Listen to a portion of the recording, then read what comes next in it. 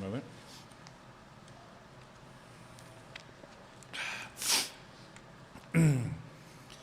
Good afternoon.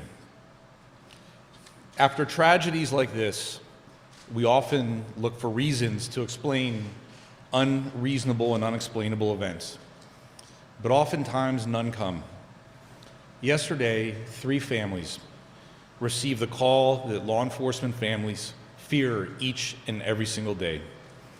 They may not always talk about it or acknowledge it, but that fear is always there and very, very real. The fear that their father or their mother, husband or wife, beloved partner will not be returning home. I pray for the families who are dealing with unfathomable loss, and our hearts remain with the 2 families who received a call about their loved ones being seriously injured, and we pray for their recovery. This law enforcement community needs us right now. These families need us. The police departments, York County and the Commonwealth needs everyone to respond with grace, with love, with support, and yes, prayer. Police officers do not ask for awards, accolades, or attention, but the truth is, every single day, they're standing up for their communities, for many people who they have never met before, and putting their lives on the line. Many of us have been in a position where there's been an emergency in our lives, and we've needed help. And we've had to call 911, and the police come. And they oftentimes can fix a situation. They can make you feel better. They can take care of you. And after that's over, they leave. And as a family, you may come together and say, thank God we got through that. We're okay. But those police officers move on to the very next call. And then they move on to the very next call. Every day, every week, every month, for years, decades sometimes. And they don't have the luxury of taking a break and saying, you know what, we took care of that one, we took care of that family, we're fine. And this kind of detail in particular, when you're talking about a warrant, is some of the most absolute dangerous work our police officers do, because they never know exactly what they'll encounter. The officers involved with this incident went to a home to protect a woman and her children. They encountered a force of evil, hell-bent on taking lives. Think about that. Think about what these officers went through.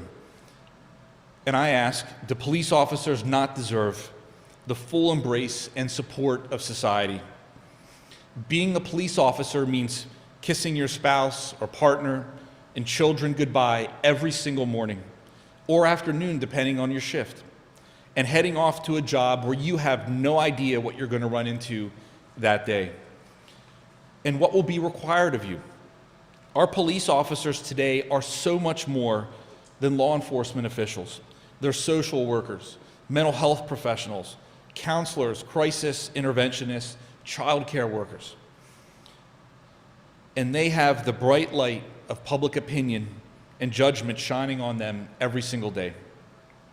But yet they perform their duties without hesitation, true to their oath to protect and serve. Yesterday, 3 brave officers gave their lives to fulfill their duties.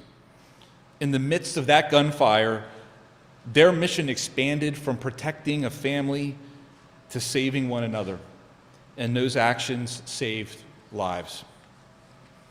Without committed, qualified police officers, any and every community in our nation is susceptible to lawlessness and disorder.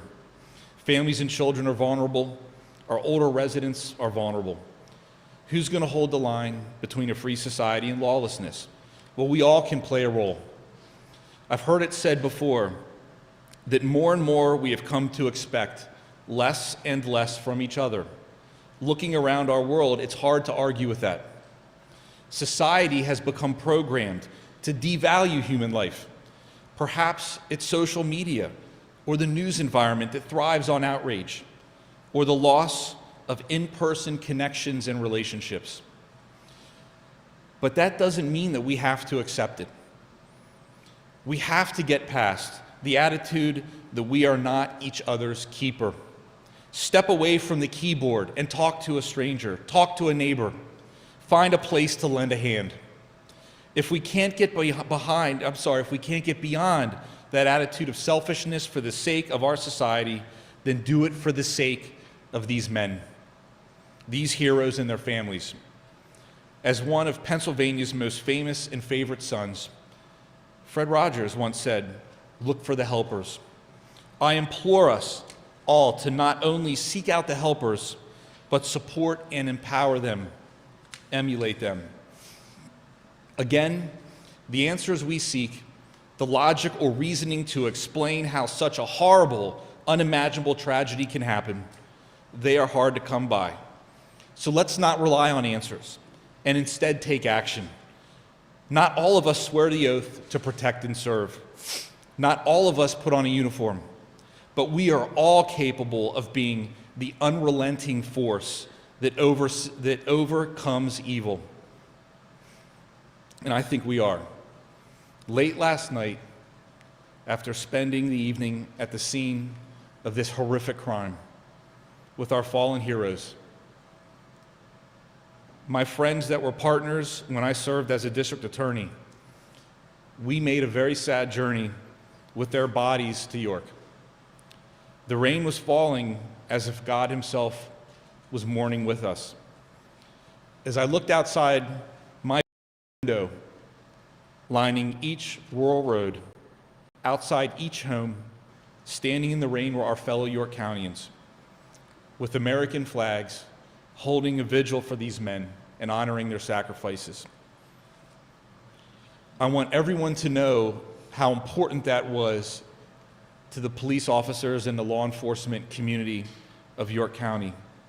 It was so important to each of us who knew these men and considered them friends.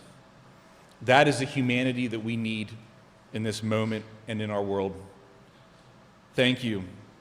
May God bless and keep these men and their families, and may he protect the men and women in law enforcement every single day.